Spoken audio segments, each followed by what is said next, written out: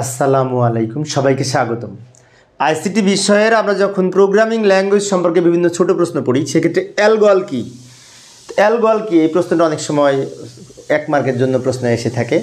তো অ্যালগল হচ্ছে অ্যালগরিথমেটিক ল্যাঙ্গুয়েজ, অর্থাৎ এটি একটি প্রোগ্রামিং ভাষা। এবং আমরা এইভাবে লিখতে পারি, সংজ্ঞাটা প্রথমে পূর্ণরূপ লিখি। অ্যালগল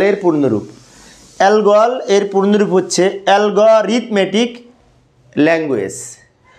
অ্যালগরিথমেটিক ল্যাঙ্গুয়েজ, একসাথে বলি অ্যালগরিথমেটিক ল্যাঙ্গুয়েজ। তো এটা হচ্ছে পূর্ণরূপ। কাকে বলে? অ্যালগল হচ্ছে একটি উচ্চস্তরের প্রোগ্রামিং ভাষা।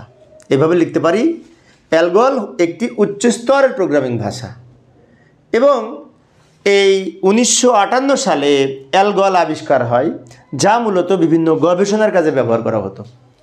অ্যালগল ভাষাটি বিভিন্ন গবেষণার কাজে ব্যবহার হতো এবং এটি 1958 সালে তৈরি করা হয়, আবিষ্কার হয়।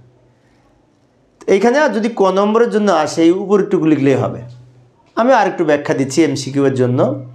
এবং অ্যালগলের আরেকটা কাজ হচ্ছে, আবার লিখে দিলাম আমি, আবার অন্যান্য প্রোগ্রামিং ভাষার অ্যালগরিদমের বর্ণনা করার জন্য এই অ্যালগল ব্যবহার করা হতো। অর্থাৎ আমরা যে অন্যান্য ভাষায় অ্যালগরিদম লিখি, সেই অ্যালগরিদমের ব্যাখ্যা বর্ণনা করার জন্য এই অ্যালগল ভাষা ব্যবহার করা হতো। তাহলে এইখানে এমসিকিউর জন্য বেশ কয়েকটা প্রশ্ন আসে। অ্যালগল কত সালে আবিষ্কার হয়? 1958 সালে।